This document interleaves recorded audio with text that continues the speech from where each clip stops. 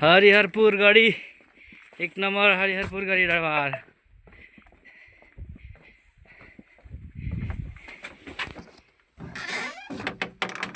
या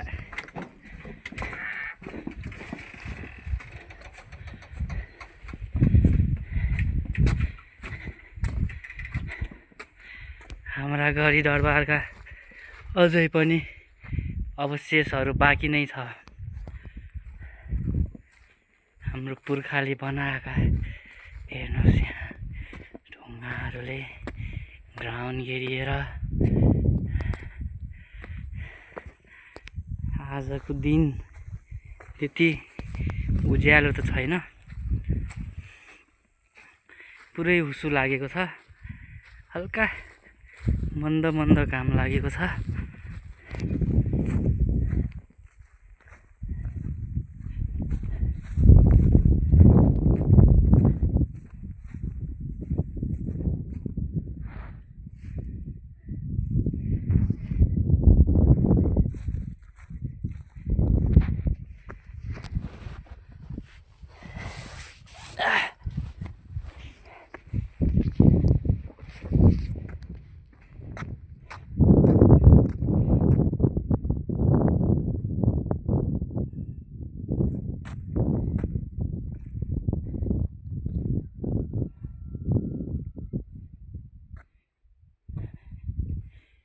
यसमा चाहिँ पुरा पानी भर्ने ठाउँ यो।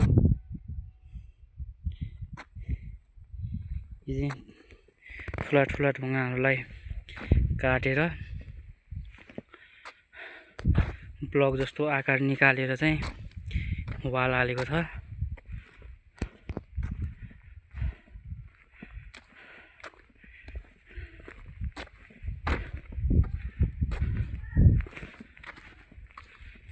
देख्न सक्नुहुन्छ यो हाम्रो नेपालको झन्डा अहिले चाहिँ पालिकाले हालिदिएको हुनसक्छ। यो पक्कै पनि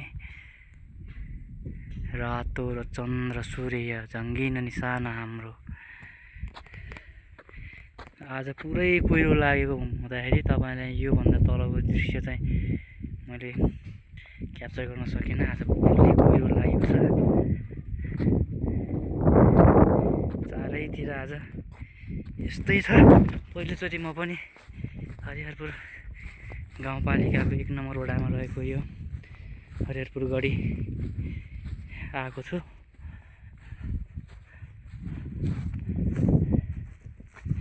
रमणीय दृश्य छ। आज कुहिरोको कारणले गर्दाखेरि चाहिँ म तपाईँहरूलाई यसको यहाँबाट देखिने हरिहरपुर बजार र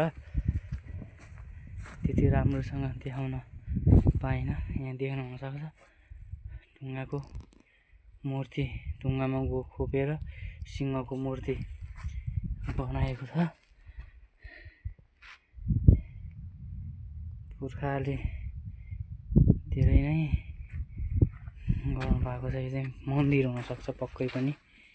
यहाँ देख्न सक्नुहुन्छ सिंहको मूर्ति। यहाँ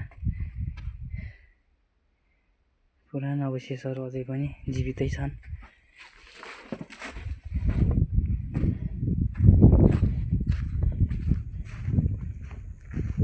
चारैतिर ब्लक जस्ता ठुला ठुला ढुङ्गाहरूले वाल लगाएका छन्। आजकल इँटाले लगाउने चलन। यो छ पानी इनार। यो चाहिँ पानी इनारलाई पक्कै पनि पुरै ढुङ्गाले नै खोपेर अनि यसमाथि यो सिमेन्ट त जहाँसम्म लाग्छ मलाई पक्कै होइन भनेको हो नै पो रहेछ।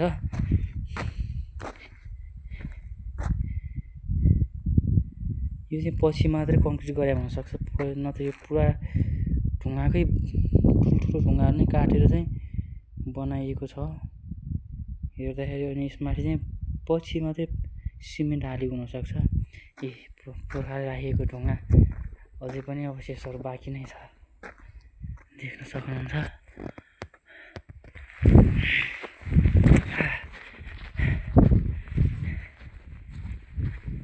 यहाँ देख्न सक्नुहुन्छ यो चाहिँ यहाँ जम्मा हुने पानी चाहिँ यहाँबाट तल झर्ने, यहाँबाट चाहिँ तल झर्छ।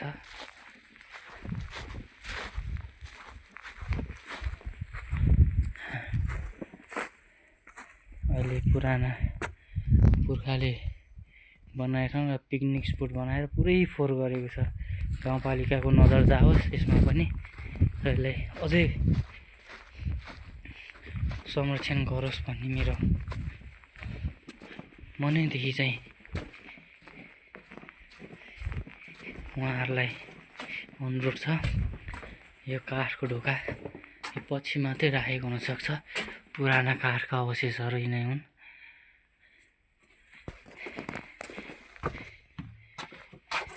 यो पुल पनि पछि नै राखेको, न त यहाँ यसरी जहाँसम्म लाग्छ पुल चाहिँ भए तापनि यो पुल भित्र नै सडिएर बसिने पुल जस्तो लाग्छ मलाई।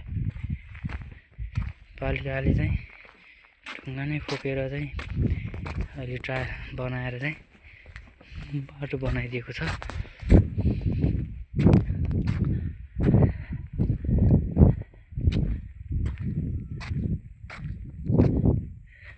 मैदान यो गरी बाहिरी भाग, बाहिरी फेसवे चाहिँ तल प्रतीक्षालय बनाइदिएको छ।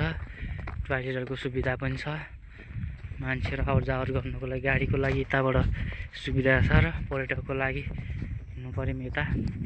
योभन्दा तल चाहिँ प्रतीक्षालय टोयलेटको व्यवस्था छ।